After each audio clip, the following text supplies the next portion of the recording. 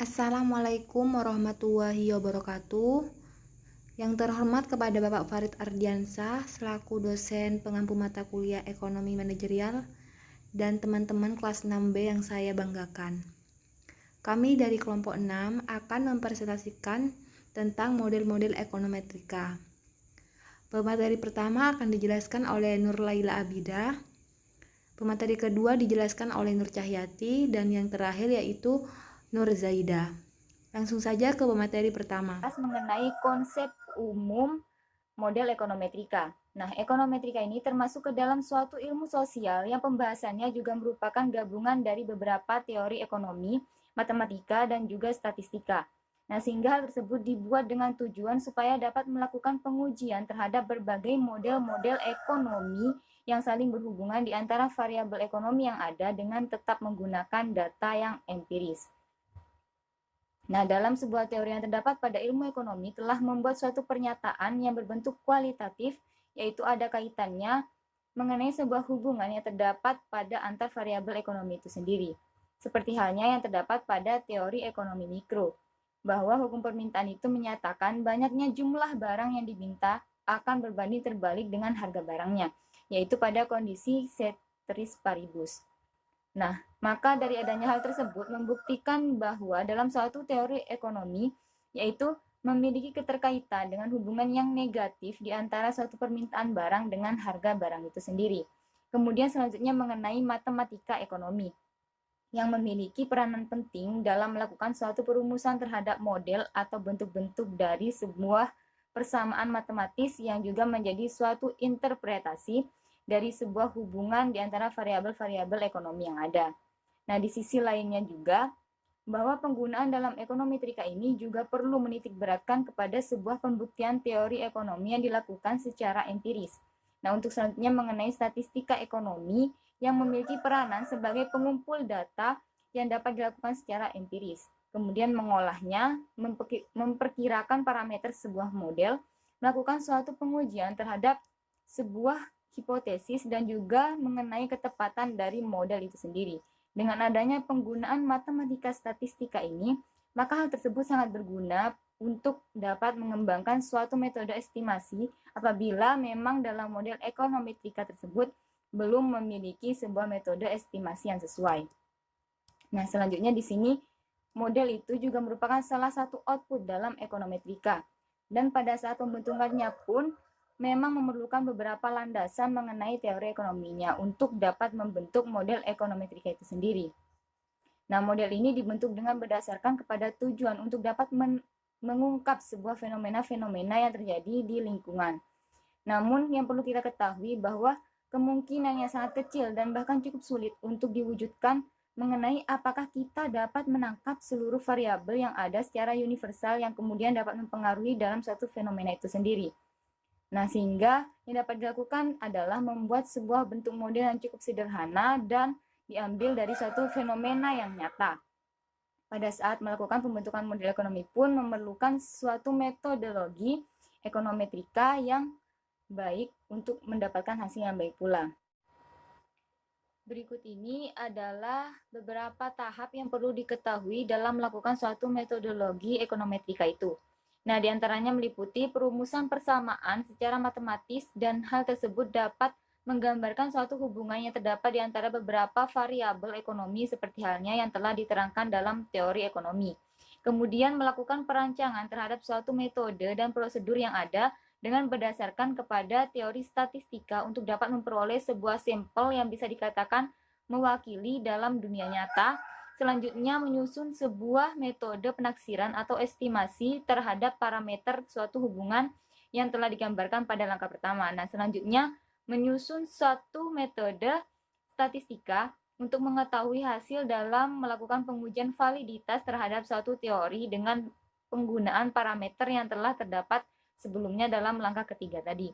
Kemudian mengenai pengembangan metode peramalan ekonomi dengan berdasarkan kepada parameter yang ditaksir apabila memang telah dinyatakan bahwa teori tersebut lolos dari sebuah pengujian yang telah dilakukan. Nah, mungkin hanya itu yang dapat saya sampaikan. Baik, di sini saya akan melanjutkan sesi presentasi yaitu tentang model ekonomi mikro. Secara keilmuan, ekonomi mikro dapat didefinisikan sebagai ilmu ekonomi yang menganalisis, melihat proses kegiatan-kegiatan ekonomi dan mempelajari perilaku produsen dan konsumen beserta penentuan harga pasar, jasa, produk, dan kuantitas faktor input yang diperjualbelikan dalam pasar. Oleh karena itu, dalam ilmu ekonomi juga digunakan berbagai model matematis yang didasarkan pada teori ekonomi. Kajian dalam ekonomi mikro biasanya juga dilakukan dengan menggunakan asumsi atau anggapan.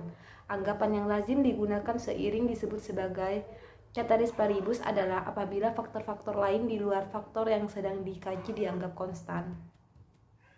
Untuk memahami perilaku individu mikro, model ekonomi mikro di sini ada dua, yakni model permintaan dan model penawaran.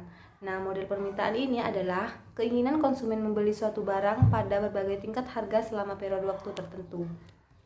Kemudian, jumlah yang diminta atau KID adalah jumlah barang atau jasa yang ingin dibeli oleh konsumen pada tingkat harga tertentu. Jumlah ini mungkin tidak sama dengan jumlah yang benar-benar dibeli, terutama ketika jumlah yang tersedia di pasar tidak mencukupi. Jumlah ini berada dalam batas jangkauan daya beli konsumen.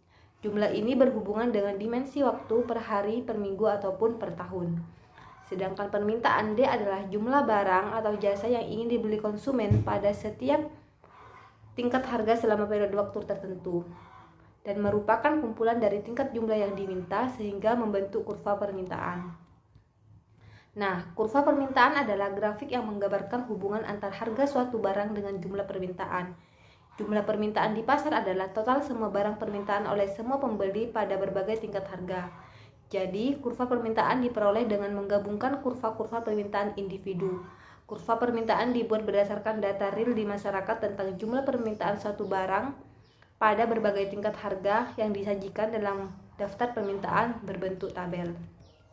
Nah, hukum permintaan sendiri menyatakan bahwa jika harga suatu barang naik, maka jumlah barang yang diminta akan turun. Sebaliknya, jika suatu barang turun, maka jumlah barang yang diminta akan bertambah. Yang kedua yaitu model penawaran. Penawaran adalah keseluruhan jumlah barang dan jasa yang produsen ingin tawarkan pada berbagai tingkat harga yang berlaku di pasar dalam suatu periode tertentu. Jumlah yang ditawarkan QS adalah jumlah barang atau jasa yang ingin dijual oleh produsen pada tingkat harga tertentu. Jumlah ini mungkin tidak sama dengan jumlah yang benar-benar dijual, terutama ketika jumlah yang diminta di pasar rendah. Jumlah ini berhubungan dengan dimensi waktu, baik per hari, per minggu, dan per bulan, per tahun. Nah, sedangkan penawaran S adalah jumlah barang atau jasa yang ingin dijual oleh produsen pada tingkat harga selama periode waktu tertentu dan merupakan kumpulan dari tingkat jumlah yang ditawarkan sehingga membentuk kurva penawaran.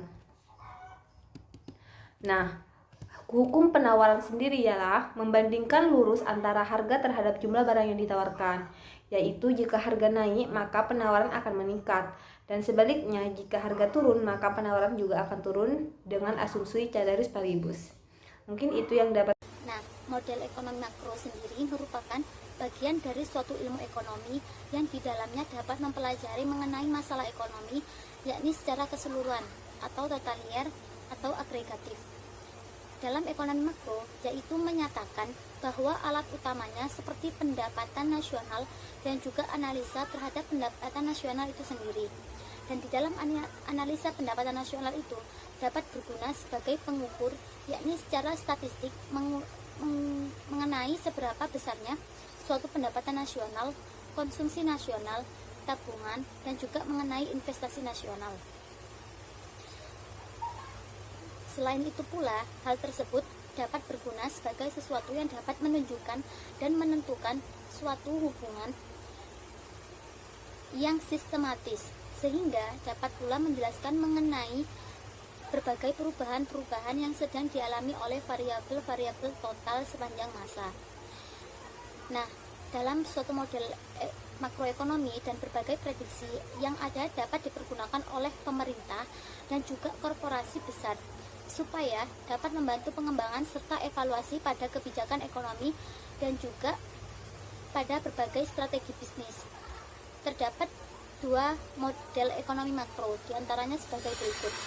Terdapat dua model ekonomi makro, Yang pertama yaitu permintaan agregat atau disingkat dengan AD, dan penawaran agregat yang disingkat dengan AS.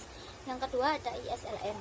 Nah, permintaan agregat di sini dalam model AD dan AS ini dapat dinyatakan bahwa model tersebut merupakan panduan standar yang dapat menjelaskan mengenai ekonomi makro itu sendiri.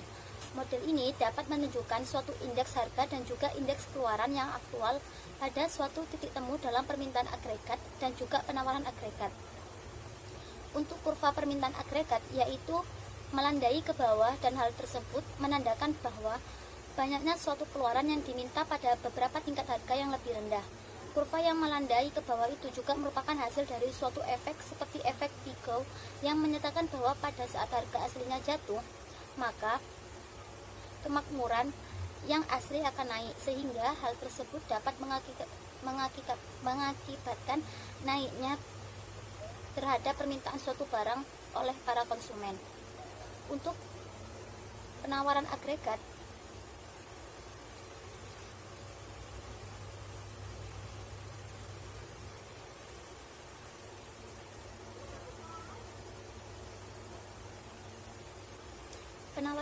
sendiri merupakan total penawaran dari seluruh barang dan juga jasa dalam suatu perekonomian. Nah, kurva penawaran agregat menunjukkan kepada hubungan di antara jumlah output agregat yang ditawarkan oleh suatu perusahaan dalam perekonomian pada berbagai tingkat harga secara umum.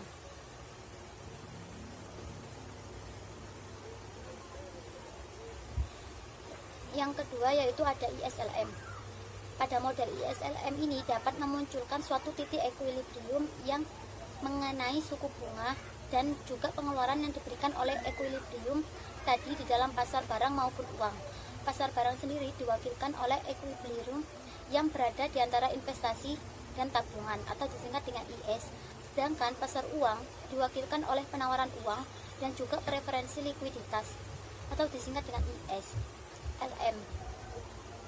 Nah, dalam kurva IS yang melandai ke bawah itu dikarenakan keluaran dan suku bunga yang memiliki suatu hubungan yang berbanding balik terhadap pasar barang, yaitu apabila keluaran tersebut meningkat, maka lebih banyak uang yang ditabung dan suku bunga harus turun untuk dapat mendorong investasi supaya sepantaran dengan tabungan. Sedangkan kurva LM yang melandai ke atas menandakan bahwa suku bunga dan keluaran itu memiliki relasi yang positif dalam pasar uang, dan meningkatnya keluaran maka permintaan terhadap uang akan naik, begitu pula dengan suku bunganya. Sekian presentasi dari saya. Wassalamualaikum warahmatullahi wabarakatuh.